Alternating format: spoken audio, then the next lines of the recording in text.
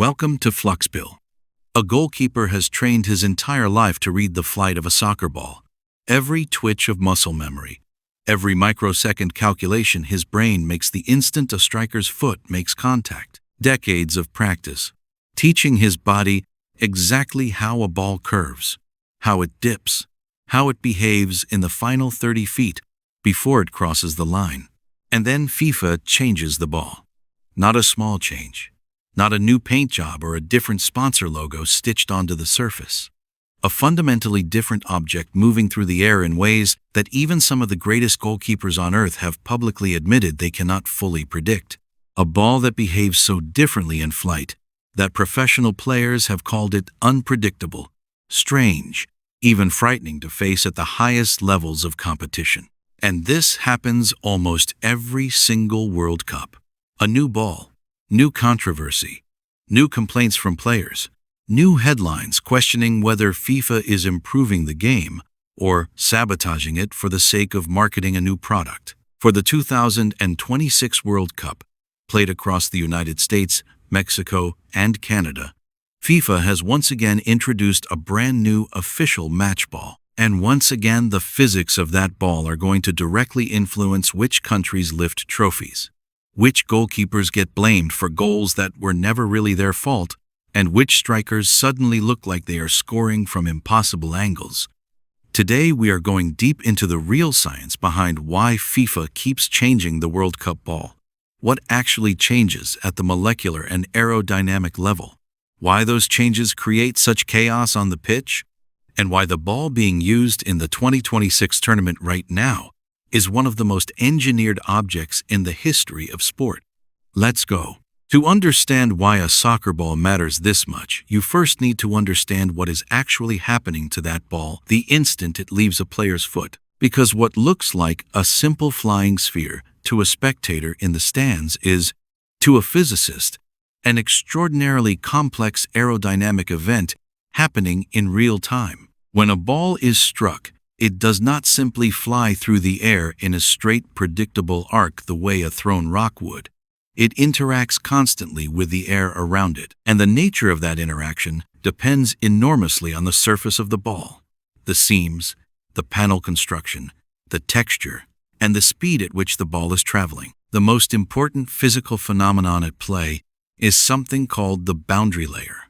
As a ball moves through air, a thin layer of air molecules clings to the surface of the ball, moving with it briefly before separating.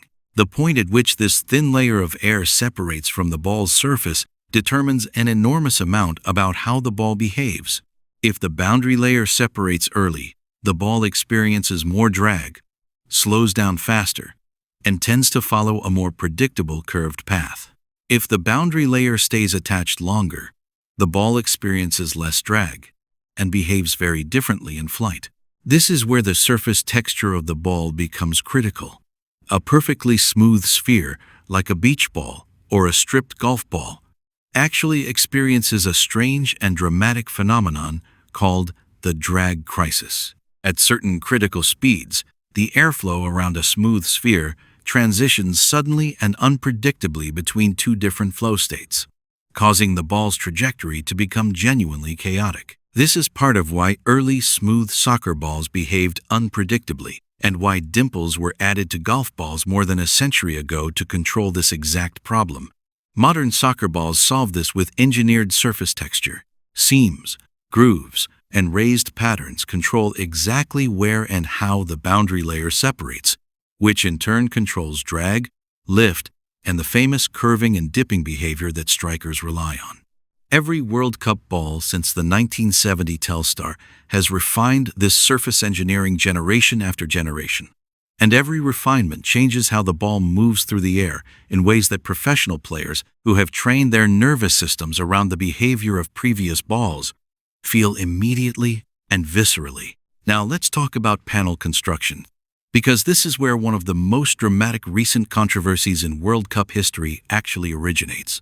For most of the 20th century, soccer balls were constructed from 32 leather panels, 12 pentagons and 20 hexagons, stitched together by hand in a pattern most people recognize instantly, even if they never knew the technical name for it.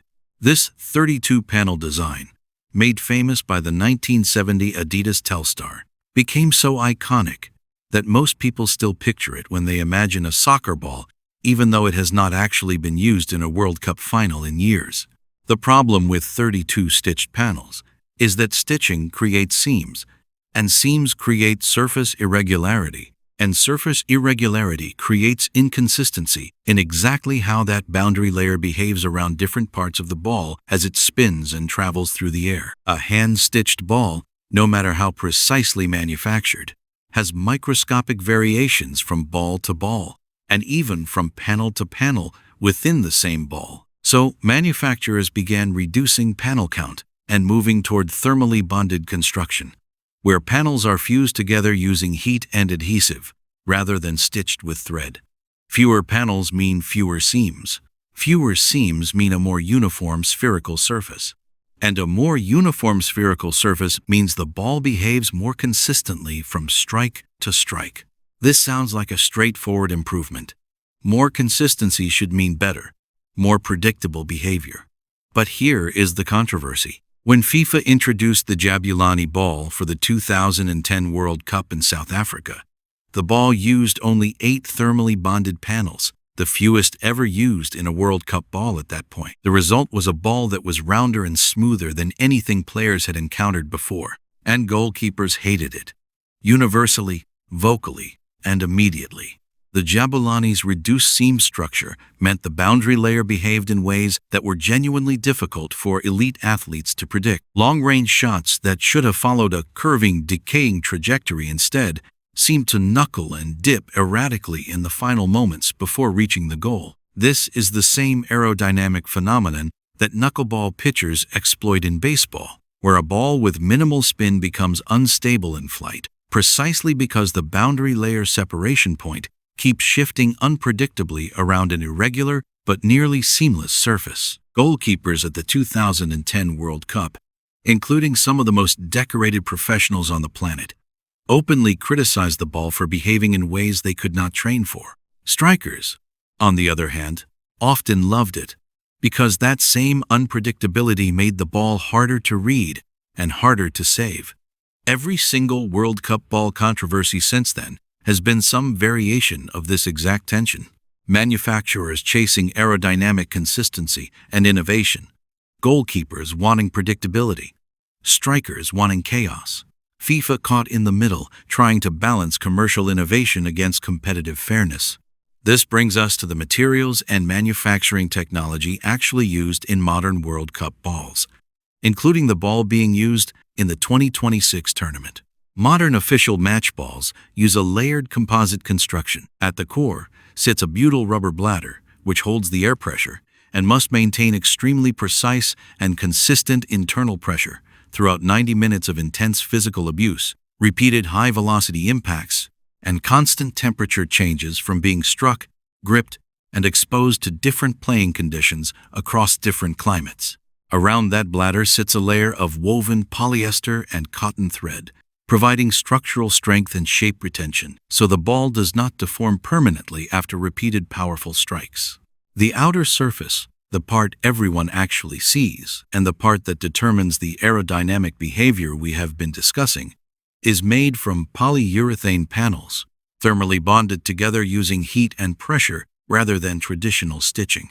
Polyurethane is chosen specifically because it can be precisely textured at a microscopic level.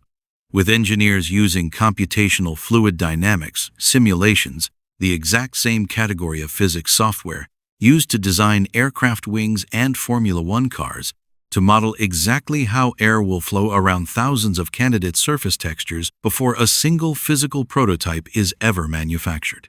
This is genuinely sophisticated aerospace-adjacent engineering being applied to children's game equipment.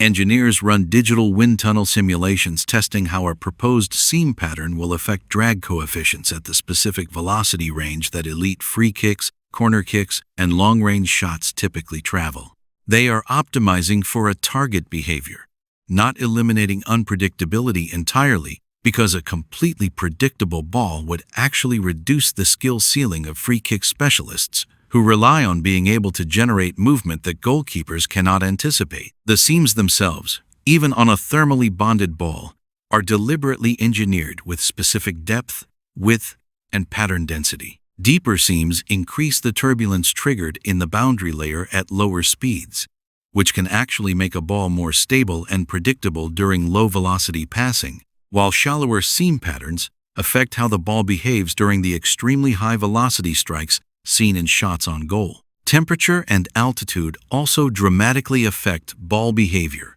which is an enormous factor for the 2026 tournament specifically, because matches are being played across an extraordinary range of conditions, from sea-level humid stadiums in Houston and Miami to the genuinely extreme altitude of Mexico City.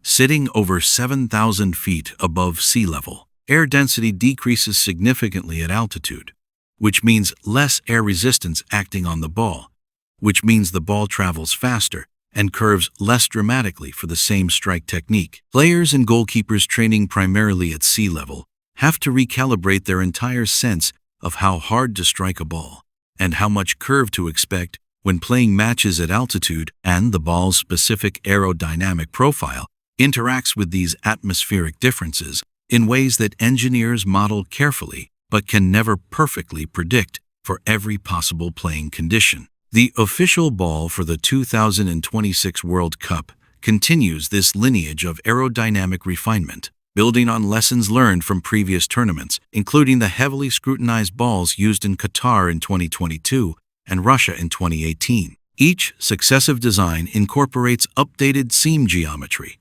refined panel counts, and surface texturing informed by player feedback data collected from previous tournaments, professional league usage, and extensive laboratory testing, including robotic kicking machines that can strike a ball with mechanically precise and perfectly repeatable force, spin, and angle thousands of times to generate statistically significant aerodynamic behavior data that human testers simply cannot produce with sufficient consistency. There is also a commercial dimension to this that cannot be ignored, even though it sits alongside the genuine physics. FIFA's official ball manufacturer partnership generates enormous licensing revenue, and introducing a genuinely new product for each World Cup cycle creates a powerful commercial incentive independent of pure athletic performance considerations. Replica balls sold to consumers worldwide generate revenue in the hundreds of millions of dollars across a single World Cup cycle, and a ball that looks dramatically different and carries new technological marketing claims sells significantly better than a ball that looks identical to the previous tournament's design. This creates a genuine and ongoing tension within the sport.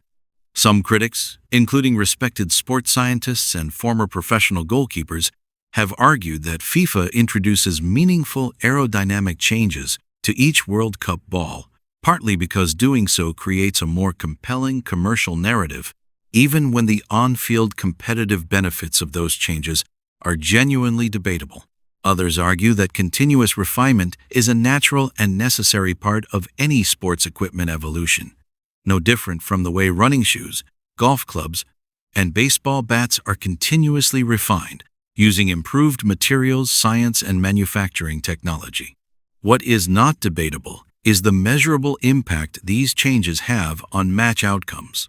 Statistical analysis of goalkeeping performance across different World Cup tournaments has shown variation in save percentages on long-range shots that correlates with introduction of new ball designs, though isolating the ball as the single causal factor versus simply different quality of strikers and goalkeepers across tournaments remains scientifically difficult to prove with complete certainty. What we can say with confidence is this: every 4 years, an object weighing approximately 430 grams, inflated to a pressure carefully specified within a narrow acceptable range, constructed from polyurethane panels thermally bonded around a precision butyl rubber bladder, engineered using the same computational fluid dynamics technology that designs aircraft, becomes the single most consequential piece of sporting equipment on the planet for 1 month. Every goal scored, every save made, every World Cup moment that will be replayed for decades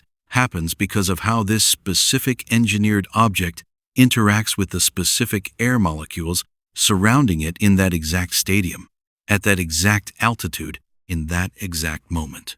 The goalkeeper diving across his goal line has not failed to read the shot because he lost his skill. He failed to read the shot because the ball he is facing right now is, at a fundamental physical level, behaving differently than every ball his nervous system has ever trained against. That is the real story behind why FIFA changes the World Cup ball. Not marketing alone, not pure physics alone. Both locked together, shaping a sport that the entire world will be watching this summer.